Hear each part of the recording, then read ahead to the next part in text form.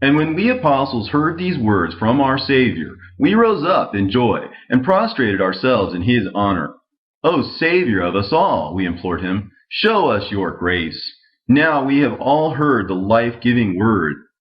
Even so, we still have questions about the fates of Enoch and Elijah, O Savior of ours, for they were both reprieved from death.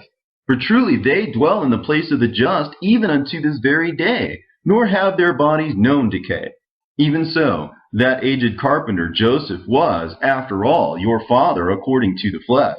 And you have ordered us to go throughout the world and preach to them your holy gospel. And you have said, relate to them the account of the passing of my father Joseph, and honor him every year with a solemn holiday and festival. And let them know that anyone who takes anything away from this narrative, or adds anything to it, sins by so doing. Yet we are especially eager to understand why it is that you did not cause Joseph to be immortal like these, though he called you his son from the day that you were born in Bethlehem. And you say yourself that he was both chosen and righteous. And our Savior answered us, truly, my Father's prophecy regarding the disobedience of Adam has now been fulfilled. Everything is ordered by my Father according to his will and pleasure.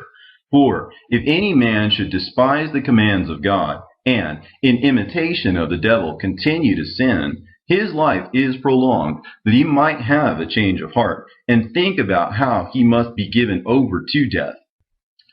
If, however, anyone is quick to do good works, his life is also prolonged, that the more his life is lengthened and discussed, the more that upright men might imitate him. But when you see a man whose mind tends toward anger, his days are indeed cut short, for these are the ones who are taken in the prime of their lives.